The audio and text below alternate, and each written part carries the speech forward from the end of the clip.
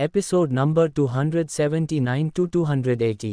आलोक जी ने सबको बता दिया था कि वह ग्रंथ को अपनी जमाई के रूप में मुझसे मांग चुके हैं और उसकी खुशी के लिए मैंने अथर्व सूर्यवंशी को हाँ भी कर दिया है, तो इस पर सबको ज़्यादा हैरान होने की ज़रूरत नहीं है। इस बार सबके साथ राजीव भी चौंक गया। वह अपने पापा से बोला, आप बिना हमें बताए इतना बड़ा फैसला कैसे कर सकते हैं पापा? आप जानते हैं ना, वह अथर्व सूर्यवंशी इस लड़की को अपने साथ रखेगा, मतलब वह इस घर जमाई बनाकर रखना चाहता है। तब आलोक जी ने कहा, तो तुम्हें इस क्या फर्क पड़ता है? ग्रंथ कहीं भी रहे कैसे भी रहे, तुम्हें तो कभी उससे कोई लेना देना था ही नहीं, तो वह कब कहाँ और किस शादी करेगा, इससे तुम्हें क्या लेना देना? राजीव की यह सुनकर बोलती बंद हो गई थी। उसे एहसास हो रहा था कि ग्रंथ की जिंदगी का कोई भी फैसला लेने का हक अब उसके पास नहीं है। राजीव को कुछ ना बोलना देख आलोक जी ने आगे कहा, सिर्फ ग्रंथ ही नहीं, मैं शिविका का रिश्ता भी अथर्व सूर्यवंशी के बेटे से तय कर दिया है। शिविका की पढ़ाई खत्म होने के बाद उसकी शादी उनके बेटे से हो जाएगी। और यह सुनकर एक बार फिर पूरा परिवार चौंक गया। तब अखिल बोल पर, पापा आप ये सब फैसला हमें बिना बताए कैसे ले सकते हैं? तब आलोक जी ने कहा, हम मुखिया है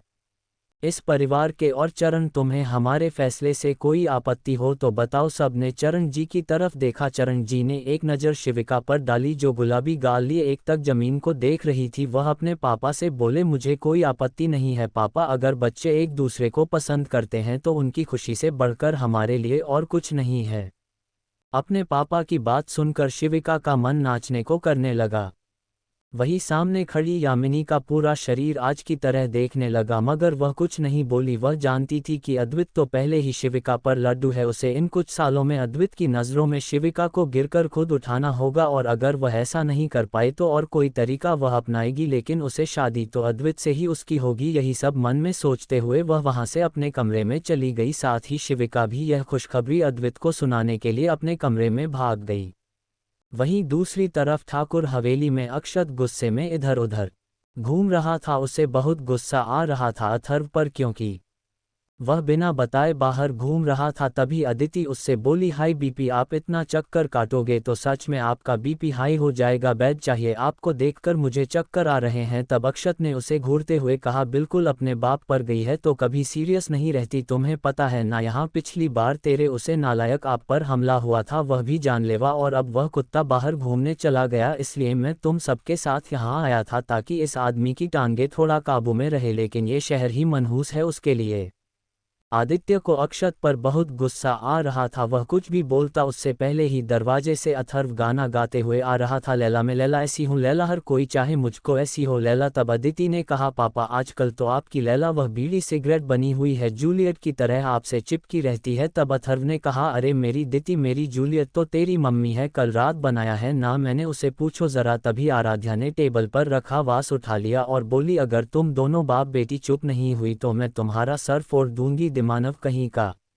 अथर्व हंसते हुए अक्षत के ऊपर जागीर और कहाँ, और चिरकुंडे कुत्ते की तरह क्यों घूर रहा है मुझे? तभी अथर्व ने डकार मेरी, तो अक्षत नाक बंद करके चिल्लाया, कुत्ते पिज्ज़ा डकार कराया है, अब पकड़ना अपना पेट, बताऊंगा तुझे। तब अदिति गुस्से से बोली, पापा अकेले अकेले खा लिया, मेरे लिए तो ले आते। तब अथर्व ने कहा, वह रखा है दरवाजे के बाहर, पहले सोचा इस कबाड़ी का मूड देख लूँ, जो ले आओ। अद्वित जो खुशी से उछलते हुए दरवाजे से अंदर आ रहा था, उसे पिज्ज़ा के बॉक्स दिख गए तो वह उन्हें उठाकर अंदर लाते हुए बोला, वह मेरे दिल की बात को अनजान गया, जो पिज्ज़ा ले आया, मैं तो अभी एक पार्टी पिज्ज़ा मांगने वाला था। सब लोगों ने उसे घूर कर देखा तो अद्वित कूदते हुए अथर्व की पीठ पर चढ़ गया और कहा, आई लव यू पापा, अपने शिविका के दादू से मेरा और उसका रिश्ता पहले ही पक्का कर रखा था, you are the world best papa. Atharv ने अद्वित की होठों की चौथ को पढ़कर उसे खुद का गाल चमन से रोक दिया और कहा, यह हक सिर्फ मेरी मानो और तेरी माँ बहनों का है, तुम जैसे गधों का नहीं जो चुम्मी के साथ खाल भी निकाल ले। अक्षत तिरछी नज़रों से अद्वित को घर रहा था। तब अद्वित उसके गाल सुनकर बोला, मेरे बीपी है ना चुम्मी के लिए। हंसी मजाक चल ही रहा था, तभी अथर्व की नज़र आदित्य पर पड़ी जो उसे ही घूर रहा था। फिर अथर्व ने ऋषभ को देखा जो उसके देखते ही झेप गया।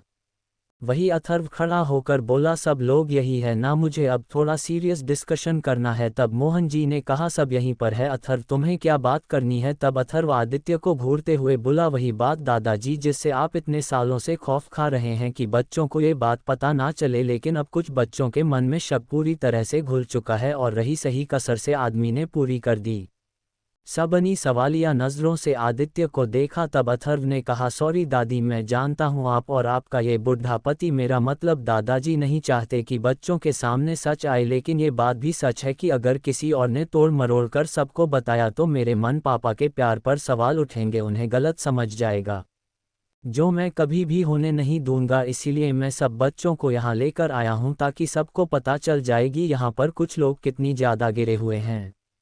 हंसी मजाक चल ही रहा था, तभी अथर्व की नज़र आदित्य पर पड़ी, जो उसे ही घूर रहा था। फिर अथर्व ने ऋषभ को देखा, जो उसके देखते ही झेप गया। तब अथर्व खड़ा होकर बोला, सब लोग यही है ना, मुझे अब थोड़ा सीरियस डिस्कशन करना है। तब मोहन जी ने कहा, सब यहीं पर है अथर्व, तुम्हें क्या बात करनी है। तब अथर्व आदित्य को घूरते हुए बोला, वही बात दादाजी जिसे आप इतने सालों से खौफ खा रहे हैं कि बच्चों को यह बात पता ना चले, लेकिन अब कुछ बच्चों के मन में शक पूरी तरह से घुल चुका है और रही सही कसर इस आदमी ने पूरी कर दी। सबने सवालिया नज़रों से आदित्य को देखा। तब अथर्व ने कहा, सॉरी दादी, मैं जानता हूँ आप और आपका ये बुढ़ा पति, मेरा मतलब दादाजी नहीं चाहते कि बच्चों के सामने सच आए, लेकिन ये बात भी सच है कि सच अगर किसी और ने तोड़ मरोड़ कर सबको बताया तो मेरे मन पापा के प्यार पर सवाल उठेंगे, उन्हें गलत समझा जाएगा, जो मैं कभी भी नहीं होने दूंगा। इसलिए मैं सब बच्चों को यहाँ लेकर आया हूँ ताकि सबको पता चल जाएगी यहाँ पर कुछ लोग कितनी ज़्यादा गिरे हुए हैं।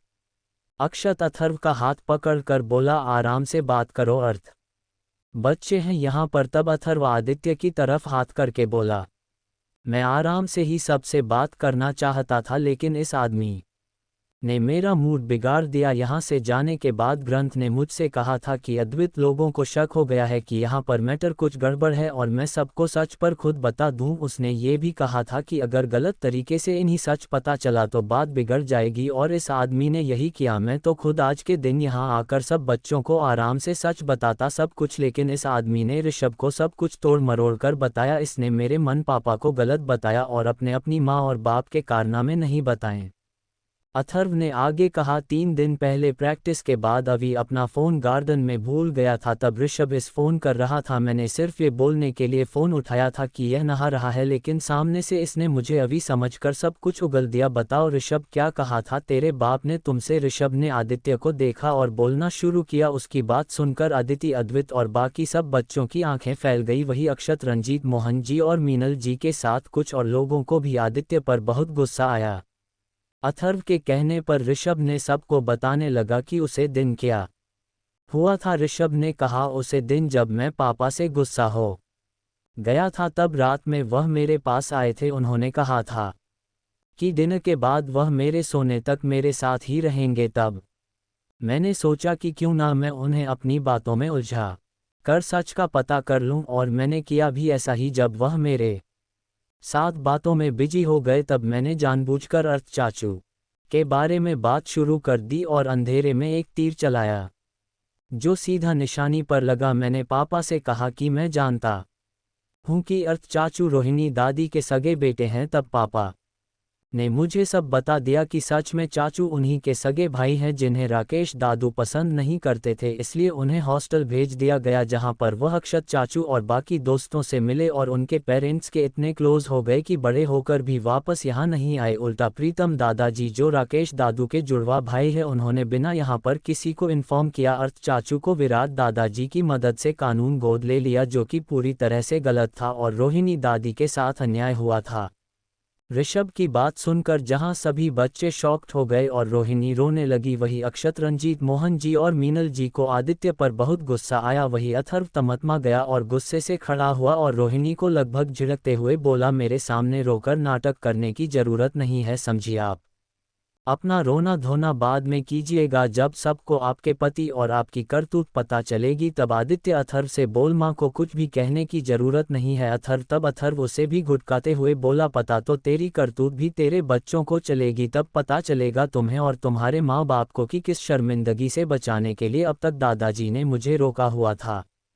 तभी अद्वैत खड़ा हुआ और अथर्व से बोल, पापा क्या ऋषभ ने जो कहा वह सच है? तब अथर्व ने कहा, हाँ ये सच है कि इस औरत ने मुझे पैदा किया है। सब ने रोहिणी की तरफ देखा जो गर्दन झुकाकर रो रही थी। तब अथर्व ने आगे कहा, यहाँ पर सब लोग तुम सबको सच बता देंगे, लेकिन अपने ही मुंह से अपनी कर्म गाथा कोई नहीं रहेगा, इसलिए मैं ही सबको सच बताऊंगा और कोई भी इस दौरान मुझे नहीं टोकेगा। फिर अथर्व ने बोलना शुरू किया तो कहानी शुरू होती है। इस औरत के प्रेग्नेंट होने से, जो कि सिर्फ इनकी अथर्व बच्चों की वजह से चुप हो गया, वहीं अक्षत ने उसका हाथ बहुत जोर से दबाया हुआ था कि कहीं वह ऐसा वैसा कोई शब्द ना बोल दे। तब अथर्व ने कहा, मैं इनकी अनचाही प्रेगनेंसी का नतीजा हो जो कि उनके पति को मंजूर नहीं थी, इसलिए इन्होंने तमाशा किया कि इन्हें चौथा बच्चा नहीं चाहिए और ये लोग अस्पताल तक चले गए उसे अनचाहे गर्भ को गिराने के लिए। सबने विश्वास से रोहिणी की तरफ देखा जिसकी हिम्मत ही नहीं हो रही थी वहां से उठकर कि चली जाए। तब अथर्व आगे बोला, लेकिन अबॉर्शन का भी एक वक्त होता है जो निकल चुका था, इसलिए मुझे पैदा करना उनकी मजबूरी बन चुकी थी। फिर इन्होंने कोशिश जारी रखी कि मैं मरा हुआ पैदा हो जाऊं, इसलिए जो चीज़ प्रेगनेंसी के दौरान नहीं खानी चाहिए वह सब इन्होंने खाई। लेकिन मैं तेरा ठीक प्राणी में टाइम से पहले इस दुनिया में आ गया और फिर इस आदमी ने नया तमाशा शुरू किया कि मुझे अनाथालय में छोड़कर आए, लेकिन दादी ने इन्हें चमक कर मुझे इसे ले लिया और मुझे पाल पोस कर बड़ा किया। सब ने मिनल जी को देखा जिनके भी आंसू बह रहे थे वहाँ मौजूद आरती, ध्रुविका, किया, प्रियंका, आकृत्य और अनुषा के साथ सब लड़के दुख और आंखों में आंसू लिए अथर्व को देख रहे थे। तब अथर्व ने आगे कहा, 12 साल तक मैं इस हवेली में पहला बड़ा, तब तक इस औरत और इस आदमी ने कभी मेरी तरफ नहीं देखा। दादी मुझे कैसे पाल रही है, मुझे भी सब बच्चों की तरह माँ बाप का प्यार चाहिए था, लेकिन इन लोगों ने मुझे पल पल तरसाया इस चीज़ के लिए, यहाँ तक कि उनके बच्चों ने भी मुझे सताने में कोई कसर नहीं छोड़ी, मुझे मेंटली टॉर्चर किया यहाँ और स्कूल में भी। दादी अगर मेरी खुशी के लिए पराठे बनाकर भी मुझे दे देती तो ये लोग, अथर्व आयुष की तरफ इशारा करके बोला, ये लोग उसे खाने में मेरे मुँह पने की बजाय मिट्टी में मिला देते थे, मेरी खुशियों के साथ साथ अन्न का भी अपमान करते थे। आयुष के गण शर्मिंदगी से झुक गई, वहीं सभी बच्चों को बहुत बुरा लगा।